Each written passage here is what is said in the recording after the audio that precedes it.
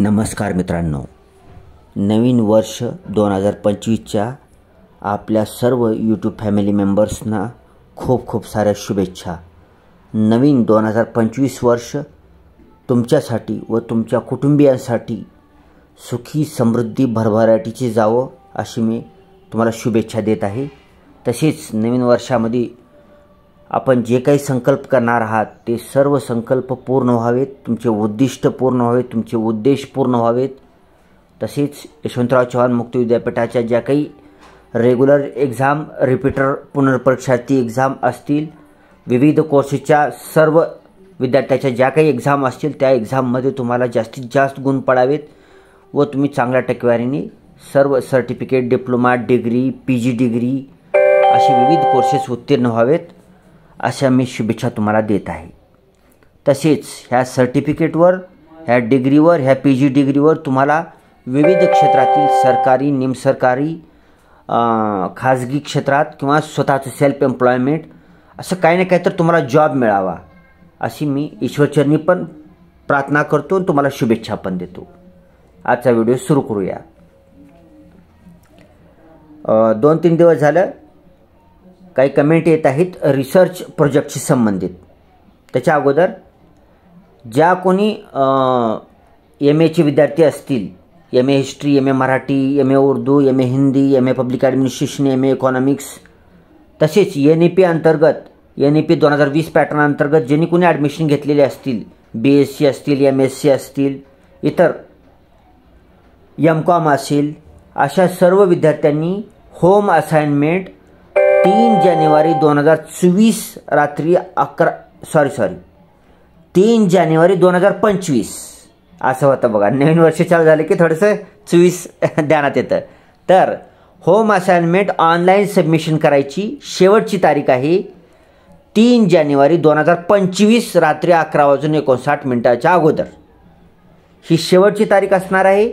ज्यांचे कोणाचे home assignment online submission करायचं राहिलेलं आहे, ज्यांना काही अडचण येत आहे त्यांनी मला तर कमेंट करू शकतात, परंतु तसेच लवकरात लवकर अपलोड करायचं आहे। स्मार्टफोनवर तुम्हाला अपलोड करण्यास अडचण येत असेल तर वेळ खर्च करू नका। कुठलेही ऑनलाईन सेवा केंद्र, आपले सरकार केंद्र, महाई सेवा केंद्र, ऑनलाईन सेवा केंद्र, ऑनलाईन फॉर्म भरणारे जी लोक असतात अशा कुठल्याही ऑनलाईन सेवा केंद्रावर जायचं आहे तुम्हाला आणि तेथे जाऊन तुम्ही हाताने लिहिलेली जी ही आहेत होम असाइनमेंट आहेत ती स्कॅन करून तुमच्या प्रोफाईलमध्ये अपलोड करायचं आहे।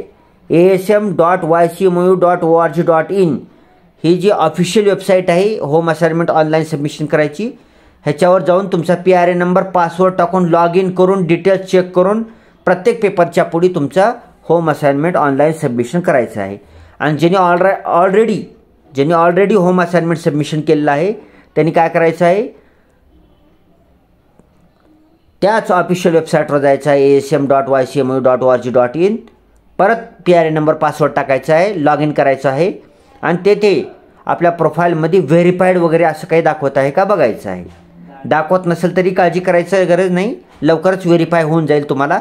व्हेरीफाईड झाले की तुमचे गुण विद्यापीठाला पोहोचतात। तुम्हाला गुण कळत नाहीत, गुण हे तुम्हाला तुमच्या आता हे 3rd सेमिस्टरचं आहे, काही लोकांचं 1st सेमिस्टरची एक्झाम आहे, तर ती तुमचे मार्क मेमो जेव्हा ऑनलाईन मार्क मेमो येतील किंवा हार्ड कॉपी येईल मार्क मेमोची त्याच्यावर गुण कळतील। इथं फक्त व्हेरीफाईड वगैरे गेल्या वर्षी दाखवत होतं, ह्या वर्षी दाखवत असेल तर ते तुम्हाला तुमच्या माहितीसाठी आहे।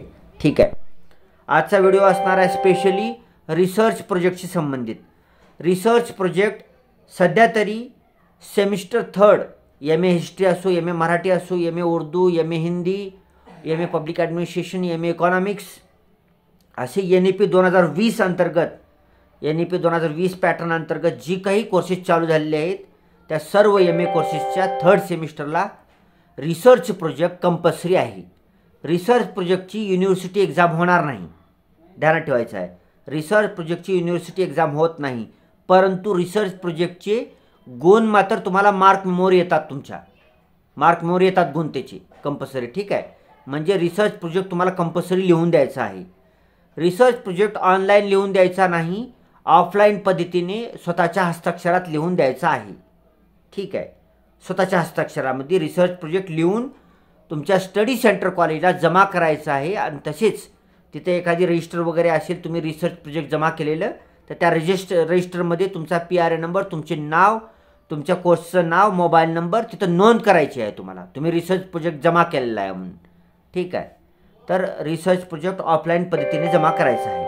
मग रिसर्च प्रोजेक्टशी संबंधित विद्यापीठानं गाईडलाईन पब्लिश केलेल्या आहेत. ते कोणकोणत्या गाईडलाईन्स आहेत, ते डाउनलोड कसं करायचं ते आपण या व्हिडिओमध्ये बघणार आहोत. पहिल्यांदा विद्यापीठाची ऑफिशियल वेबसाईट गुगल सर्च इंजिनवर सर्च करायचं आहे, किंवा क्रोमवर करू शकता, किंवा Opera mini, Microsoft Edge browser, अशा कुठल्याही ब्राउझरवर तुम्हाला विद्यापीठाची ऑफिशियल वेबसाईट टाईप करायची आहे, ycmou.digitaluniversity.ac. ठीक आहे. ही ऑफिशियल वेबसाईट टाईप केल्यानंतर खाली सर्च रिझल्ट येतील, त्याच्यामध्ये जशा तसं वेबसाईट आली की त्याच्यावर क्लिक करायचं. इथं तुम्हाला एक बॅनर दिसेल, ह्या बॅनरला क्लोज ऑप्शनवर क्लिक करायचं. ही होम पेज असणार आहे. ह्या होम पेजवर आता आपल्याला रिसर्च प्रोजेक्ट कुठं आहे बघायचं. थांबा इथं पाहूया 1 मिनिट. तर होम पेजवरच तुम्हाला इथं समोरच दिसत आहे MA programmes, field project and research project, school of humanities.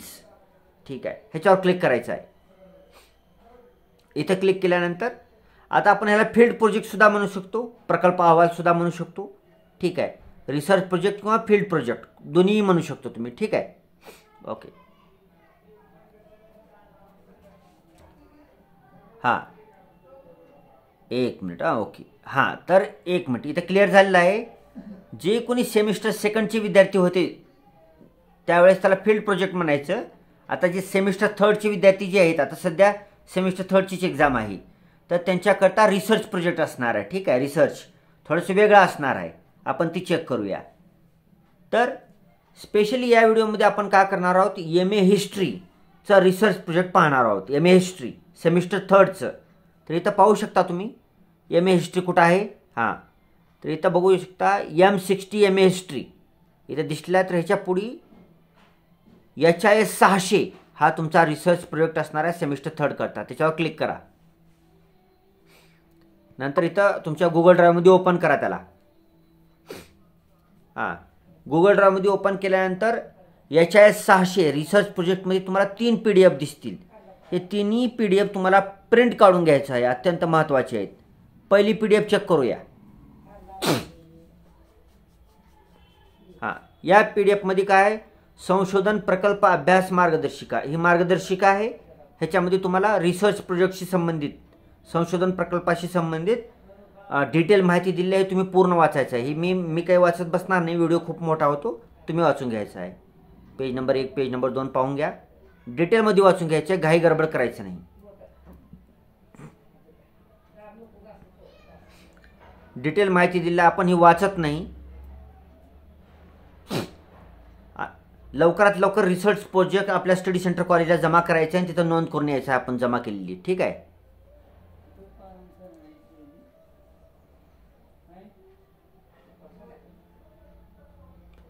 कसं लिहायचं, किती शब्दात लिहायचं, किती पेजवर लिहायचं, काय लिहायचं, शुल्क काही आहे का, ही सर्व ह्याच्यात डिटेल दिलेलं आहे. मी वेगळा व्हिडिओ ह्याच्यात बनवण्यापेक्षा तुम्हाला ही पूर्ण PDF मी दाखवलेली आहे. ही डिटेल वाचून घ्यायचं आहे. यूट्यूबवर तुम्ही व्हिडिओ पाहत असाल तर यूट्यूबच्या वरी एक चाक दिसेल, त्याच्यावर सेटिंग म्हणतात त्याला, सेटिंगवर क्लिक करायचं. क्वालिटी शब्द दिसेल, क्वालिटीच्या पुढे ॲटो लिहिले त्याच्या पुढे क्लिक करायचं. खाली ॲडव्हान्स्ड ऑप्शन दिसेल, त्याच्यावर क्लिक करायचं आणि 1080p किंवा त्याच्यापेक्षा जास्त रिझोल्युशनमध्ये हा व्हिडिओ पाहायचा आहे, जेणेकरून ही फॉन्ट साईज बारीक आहे, तुम्हाला ती मोठी झूम करून पाहता येईल, तसेच स्पष्टसुद्धा दिसेल. विद्यार्थ्याची सूचना दिली वाचून घ्यायचं आहे. ओके. आता संशोधन प्रकल्प जे आहे, रिसर्च प्रोजेक्ट जे आहे, त्याची मूल्यमापन पद्धती इथे दिलेली आहे. ठीक आहे. 100 मार्काचा रिसर्च प्रोजेक्ट असणार आहे. ओके. ते 100 मार्क कसे विभागलेले आहे ते तुम्ही पाहू शकता. इथं आपण वाचत बघतच नाही. मी व्हिडिओ बनवतो बरं, कोणी व्हिडिओ पूर्ण बघतच नाही. आता जी मी ह्या व्हिडिओमध्ये सांगितलेले आहे त्याच्यावर कमेंट, ह्याच्यात माहिती दिलेली नाही त्याच्यावरच कमेंट केलेलं कधी बी उपयोगी असेल. ठीक आहे. बाकी ह्याच्यामध्ये इन्स्ट्रक्शन दिले, सगळं वाचून घ्यायचं आहे. ओके. चला बॅग घेऊया. आता दुसरी PDF ओपन करूया. हां, ठीक आहे. तर मित्रांनो, हा आहे मानवविद्या व सामाजिक शास्त्र विद्याशाखा संशोधन प्रकल्प 4 रिसर्च प्रोजेक्ट ही एक PDF दिलेली आहे. तुम्ही ह्याची प्रिंटआउट काढू शकता. मी जसं सुरुवातीपासून ही तुम्हाला ओपन करण्यापासून जी सांगितले ह्याची प्रिंटआउट काढून तुम्ही ह्या PDF वर तुमचा रिसर्च प्रोजेक्ट लिहू शकता. पहिले अनुक्रमणिका वगैरे आहे, ठीक आहे. ह्याच्यावर तुम्ही प्रोजेक्ट लिहून जमा करू शकता स्टडी सेंटर कॉलेजमध्ये. त्या अगोदर तुम्ही फक्त एवढंच करायचे की स्टडी सेंटरच्या कॉलेजला फोन करून विचारायचं आहे की सर आम्हाला असे वेबसाईटवर प्रोजेक्टची आम्हाला ही मिळालेली आहे, कॉपी मिळालेली आहे, तर ह्या कॉपीची प्रिंटआउट काढून त्याच्यावर आम्ही हातानं लिहून तुम्हाला जमा करायचं आहे का टाईप करून जमा करायचं आहे एवढं विचारून घ्या स्टडी सेंटरला.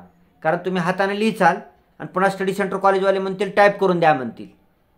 ह्याच्यासाठी एकदा फक्त एवढंच विचारायचं आहे की विद्यापीठाने तुम्हाला रिसर्च प्रोजेक्टचा फॉर्मॅट दिलेला आहे, प्रत्येक विषयाचा दिलेला आहे. आपण आता MA हिस्ट्रीचा बघत आहोत त्याच्यामध्ये, तर प्रत्येक MA पब्लिक ॲडमिनिस्ट्रेशनचा वगैरे सर्वांचा दिलेला आहे. तर त्या आपल्या स्टडी सेंटर कॉलेजला फोन करून विचारायचं आहे की टाईप करून द्यायचं का हाताने लिहून द्यायचं आहे. हाताने लिहून द्यायचं म्हणजे तर खूप सोपं आहे. Okay, page number 1, page number 2 ह्याची ब्लॅक अँड व्हाईट कॉपी काढून हाताने लिहून दिली तरी चालेल. Page number 3. आता गेल्या वर्षी मी सांगितलं होतं तर जेवढे काही आपले विद्यार्थी आहेत, सबस्क्रायबर आहेत, स्टुडंट आहेत, त्यांनी ह्याची प्रिंटआउट काढून ह्याच्यावर लिहूनच जमा केला होता स्टडी सेंटर कॉलेजमध्ये.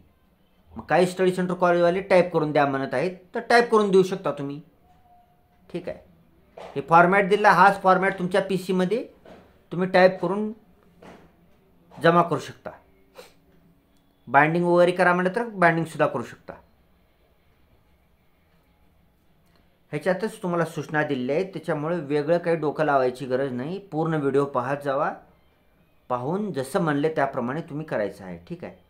परिशिष्ट काय जोडायचं दिलं आहे, संदर्भ सूची काय लिहायचं, सर्व ह्याच्यात माहिती दिली आहे. खूप सोपं आहे, काही अवघड नाही.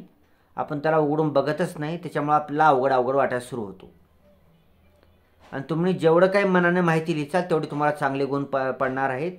तुम्ही गुगलवर सर्च करून सुद्धा माहिती घेऊ शकता, ठीक आहे. काही तर तुम्हाला ऑलरेडी काय लिहायचं ते सांगितलेलं आहे, त्याप्रमाणे आपण लिहायचं आहे. तुम्ही मनाने बी लिहिलं तर काही अडचण नाही आहे. MA वगैरे जी असतात, MA MSc वगैरे याचं तुमच्या कल्पकतेला खूप महत्त्व असतं. त्याच्यामुळे मनानं तुम्ही जर ओबडधोबड शब्दात लिहिलं तरी काही अडचण नाही, तुम्हाला मार्क कमी मिळणार नाही. फक्त विषयाला धरून लिहा. ग्रंथालय भेट मिळत तर ग्रंथालय भेटीशी संबंधित लिहा, कारखाना भेटीशी संबंधित माहिती लिहू नका, ठीक आहे.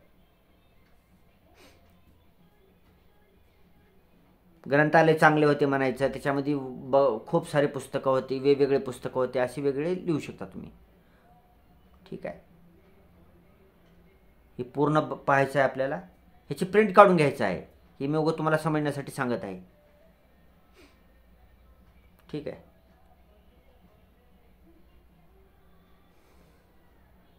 आता स्क्रीनवरच दिसत असल्यामुळे मी वाचना गेलो.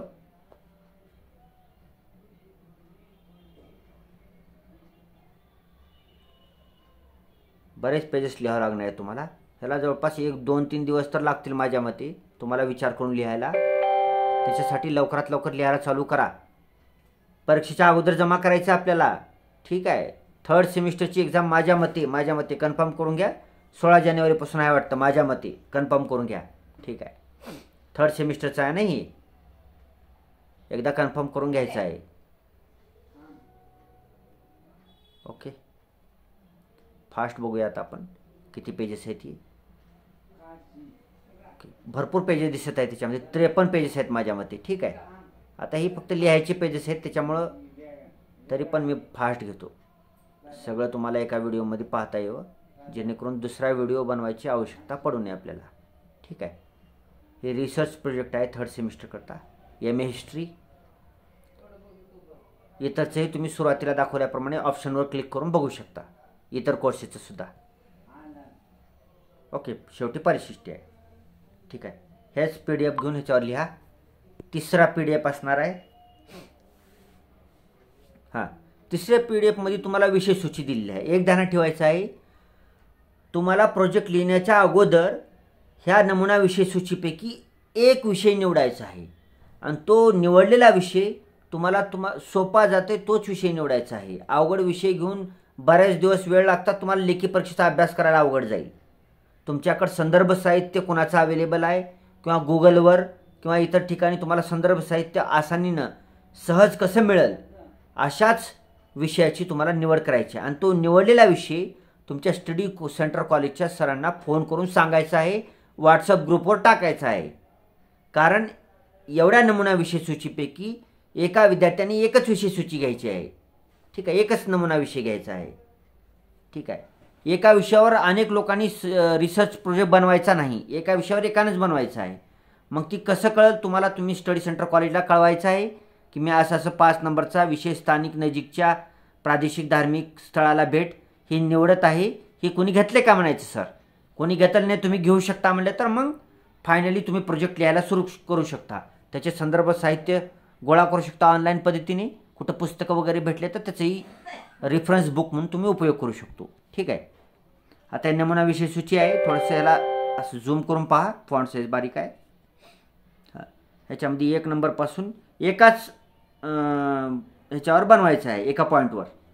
इथे किती दिले आहेत बघा, पहिल्या पेजवर 15 दिले. ठीक आहे, 1 मिनिट. ओके, नमुना विषय सूची 15 आहे पहिल्या पेजवर. दुसऱ्या सर टोटल 22 आहेत.